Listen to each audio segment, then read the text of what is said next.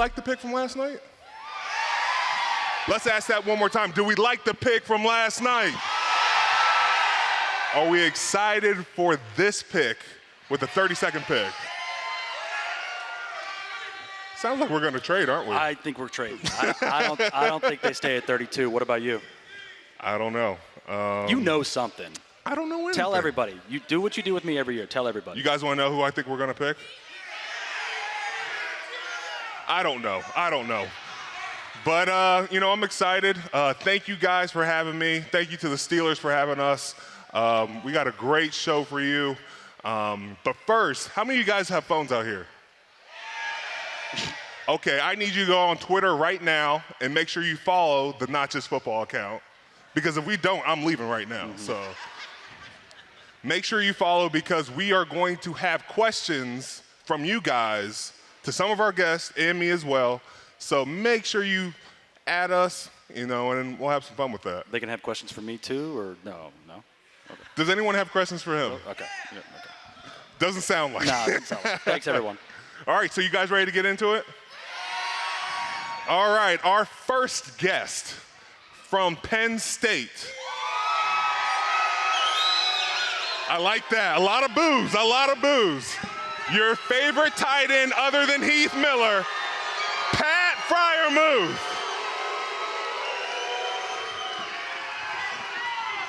What's up? Oh, a little headbutt there, didn't we get it? Yeah. What'd you say? Can we get a Muth chant one more time?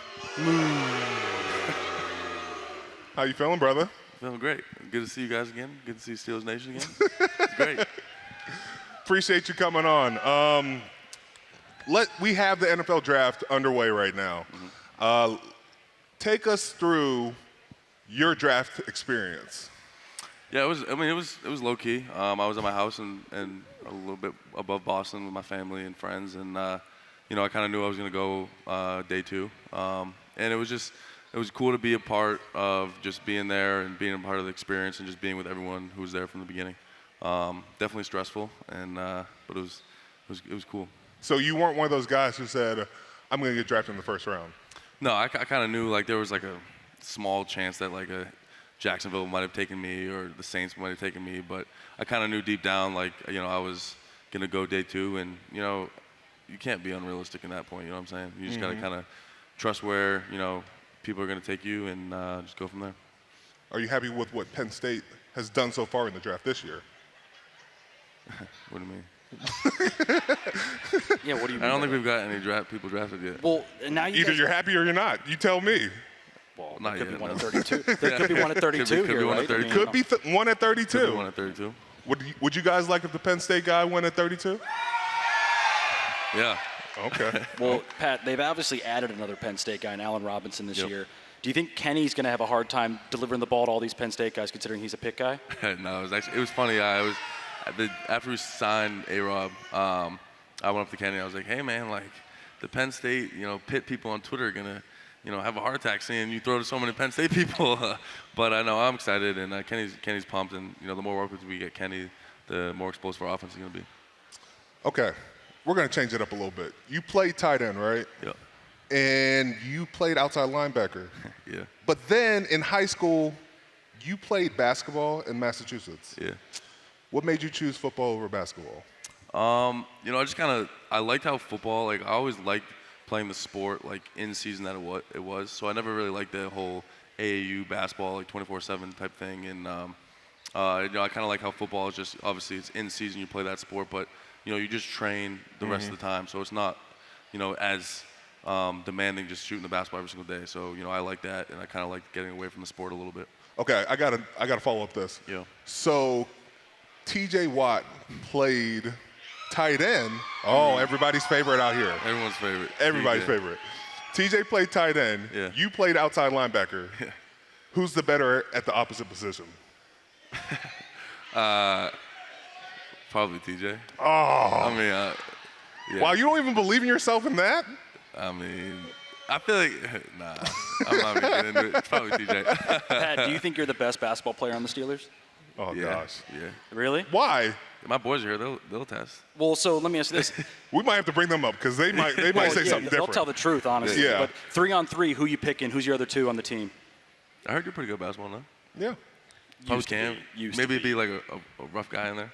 A rough guy. Set screens. I wouldn't say that. Help me get open. And then probably like Tay. Who's the worst basketball player on the team? Kenny, man, I didn't know No, Kenny. Kenny's not the worst. Maybe like Christian Kuntz, maybe. It's always Christian Kuntz. man, it is. Oh, Duquesne's finest. I know. I'm coming after the hometown kid.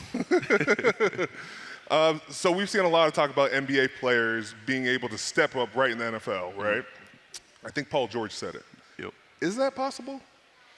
I mean, I feel like it is. I mean, you see guys like Ant Edwards, even like guys like LeBron. Obviously, they're 6'8", 6'7", but you put them at tight end or put them in split outside and in the red zone. I feel like it's a lot. I feel like I can see some truth in that, kind of just going up and getting the ball as opposed to a basketball player running around. But is it better the other way, where What do you mean? NFL players in the NBA? Probably get more like likes, more views. Likes more views from NFL guys playing NBA or NBA guys? And NFL guys playing in the NBA. Why? Because it's more rare. Because Oh, okay. I mean, how many NFL guys have played in the NBA? yeah, I don't know. not a whole lot. None. None. Yeah, okay. none. Cool. All right, Pat, take us back to 2021 when you were drafted. Kyle Pitts was also drafted that year. Mm-hmm. He went number 4 overall. I believe you went in the second round. You have 26 more receptions. You have 3 times as many touchdowns. Do you think the Falcons probably should have taken you at 4? Or what do you think? Nah, man. Kyle's a great dude. I've gotten. I'll to know him say throughout yes. the process. Hands down, yes. You guys agree, right? Listen, Kyle's a great dude. I got to know him throughout the process. He's a hell of a player, and obviously, I've been fortunate enough not to have as much injuries as he had early on in his career. With his knee this past year, and he's a great player. And I'm just happy with my opportunities here with Pittsburgh. Okay. Besides that, I won't even let you. He's better than Kyle Pitts. Let's get that straight. But let's talk top tight ends all time. Give me the guy you model your game after first, and then give me your top 5 at the tight end position all time. Yeah, I obviously watch a lot of Jason Witten. I feel like kind of my game models him, just kind of the 10-yard stick routes, option routes. I feel like my game models him a lot. My top 5 of all time, probably have to go Gronk, Kelsey, Tony Gonzalez. Don't you do it. Yeah, you better. Heath. Come on. Heath, and then I don't know, Shannon Sharp. I think he's pretty good, man. Why do tight ends get known for catches instead of blocking? I feel like because they get more known for the fan base because obviously they're catching balls and people are starting to get to know them more because they're making plays and stuff like that. But guys that it's a rarity that tight ends, guys like Kittle that can block and do both. So I feel like obviously the guys that catch more are going to get more recognition because fans are seeing them more make plays. But the tight ends who can block, they have a legit job. So can you block me? They want to know a funny story? Funny story. Here we You go. guys don't like this. So I tell everyone this about because when my friends ask about you, how big you are, I'm like, all right, listen to the story. So it's the first day of pads in camp, and our defense Cam plays the 3-tech or whatever, and then he moved out to a 6-tech on me, and I'm supposed to block down. And I'm like, what the hell am I supposed to do with this? So I'm trying to get in trying to go inside, pause, of Cam, and I can't because his hand hits me in the chest, and I lost my breath because, Have you gotten in a fight with him yet? No, I'm good. I'm not doing that. He's known for fighting everybody at training camp. Pat's a lover, not a fighter. Oh, is that what it is? Okay. I'll never fight. And I don't fight in practice. You don't fight. Only No. Cam does. I'll So just do you watch. defend the offensive line when I fight them? I'm in the back just. Yeah, let's go. Yeah, nice. Cam, keep doing that. Cam, They deserve it. Cam, stop. All right. So you had the experience when you first came in to work with Ben. Obviously, a veteran who'd been here a long time. Now you're working with Kenny, who's his rookie year last year. What is the differences, and is there anything working with either one of them? They're pretty similar. Obviously, there's different nuances that they both like in the offense. But I think that it's just a feel thing. I feel like Ben has been in the league 18 years, and Kenny is his first year. And coming up on a second year, I think Kenny's getting more comfortable, and I think he's going to make the offense more what he wants. And I'm excited to be a part of that. And even just being in the building for the first week or two, his leadership has been tremendous, and like it's go time. And awesome. It's been awesome to be a part of that. So I want to ask you, old guard to new guard, like how was it that, you had to live up to the expectations of being in Heath Miller's shadow? Mm-hmm. Every tight end's going to have to do that. Mm-hmm. We love Heath, don't get it wrong, but trying to live in Heath Miller's shadow, how do you feel about that? It's hard. Obviously, he's done so much for the community and for, all of Steelers Nation and Pittsburgh. That it's definitely hard to live up to those expectations, but I just try not to think about it. I try to create my own path because, he's made his mark and his journey in Steelers Nation, and I'm just trying to do my own thing and make my own mark. And you bring up making your own mark, and we talked about Ben and Kenny. I told you I was going to ask this beforehand. Yeah. How many people have heard about Pat talking about the no hot routes? Not enough in here. Not okay. enough. Yeah. But I wanted to bring this up because I wanted you to clarify what you meant when you said there's no hot routes in the offense right now. What I meant to say, it was on Ben's podcast, what I meant to say was we have hot routes on our offense. The differences in the hot routes is what made it different this year. Ben had his hot routes that he's had for 18 years, and Kenny just got in, so he was getting used to it of our offense's hot routes. So it was just the differences of hot routes. We have them in. I misspoke. I misclarified. I should have clarified on Ben's podcast, but you were having too many beers that day, weren't you? Maybe a little bit. But yeah, no. So we have hot routes. They're just different. Ben had his, and Kenny has his, and I'm looking forward to evolving the offense this upcoming year. And so with Ben, he was more teaching you where to get open, as opposed to you coming to Kenny and telling him where you're getting open, right? Yeah, it's a little bit of both. Obviously, Ben's been in the league for when I was with him that was his 18th year, so he's seen everything. You know what I'm saying? Right. So it's not like I have to come up to him and be like, "Hey, Ben, they're doing this." Like he knows what they're doing.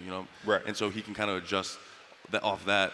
Kenny being his first year, he's a hell of a player, hell of a smart quarterback, and it was more of like a conversation because we're trying to bring each other along, trying to build that chemistry on the fly, on the run.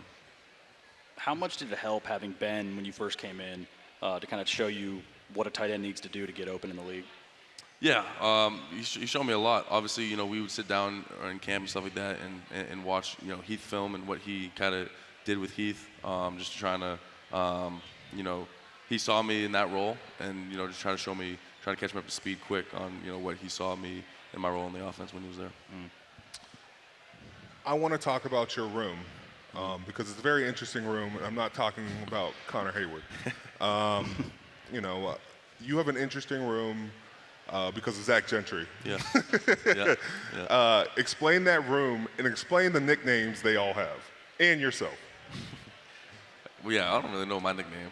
Well, Muth, but that's about it. Yeah, Muth. Okay, so it's a great room. We're all, great guys and great friends, and me and Zach have a great relationship, obviously, and having Meatball, that's his name, Meatball. Meatball. How did he get the name Meatball, and who is Meatball? Meatball is Connor Heyward. Yes. And we call him Meatball because he looks like a little meatball out there.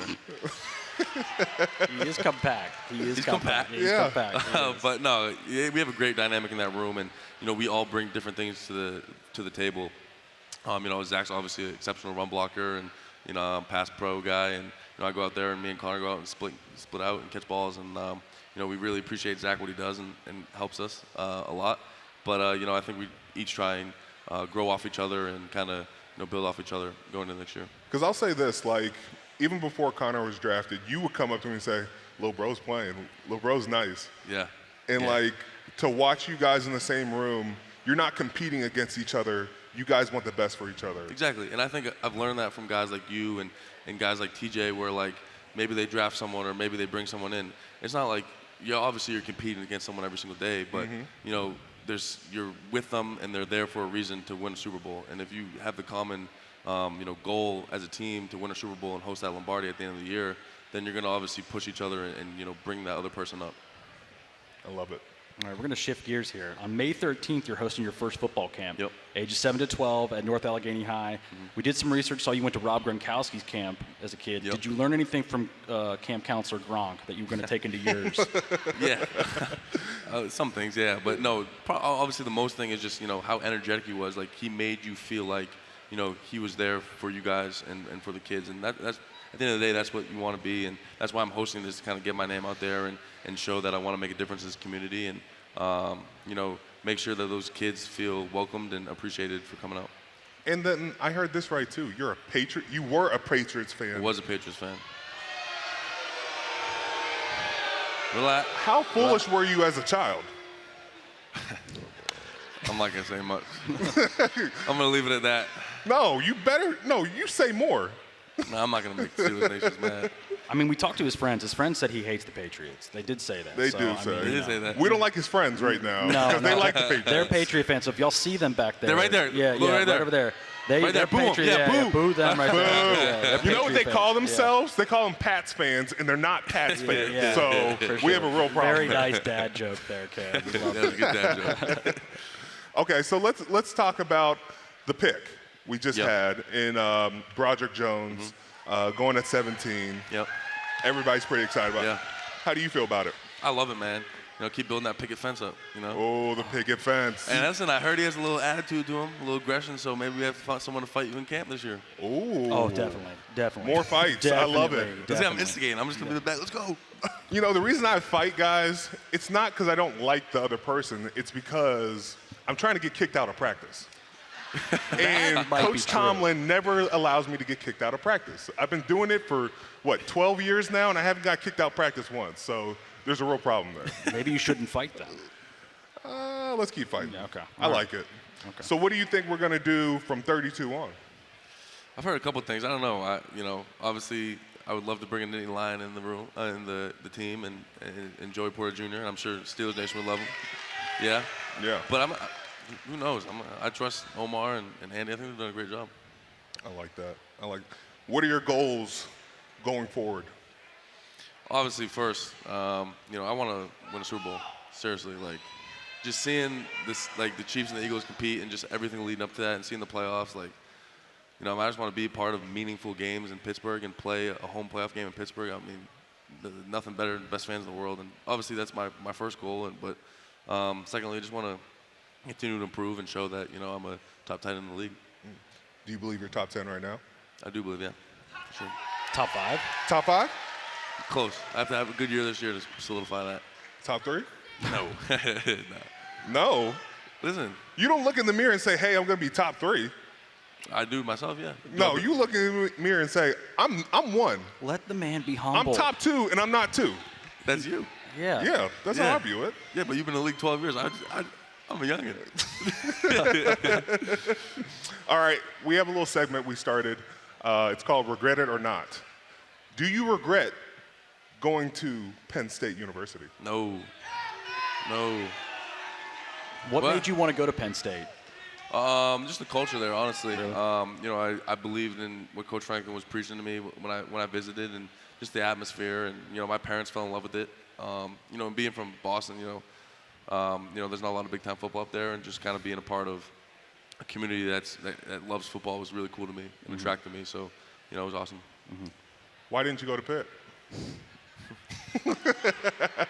H2P. James Franklin heard that now. I didn't get. I don't think I got offered by Pitt, to be honest. Oh, wow. Come on, Narduzzi. Yeah, I was going to say, that's on Narduzzi. Yeah. I don't think I got offered by them. Well, do you hold that against everybody at Pitt that you see? Nah, it's all love. It's all Were love. you in the Pitt versus Penn State game? Yeah, 3-0.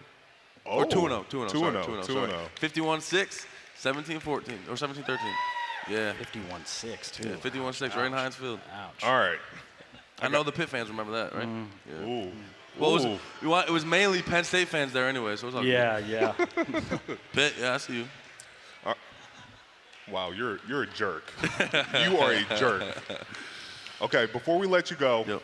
I want you to look at that monitor right there, and I want you to tell Steeler Nation what they should be planning for next year.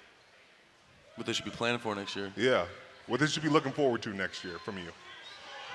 Super Bowl. Look right into it. AFC Championship, Super Bowl, baby. Come on. I like that. He went team. He didn't even go individual. He went team. Yeah. Team accomplishment. He's a team guy. I like that. Clearly. Team guy. For now, and then he's going to change on us soon.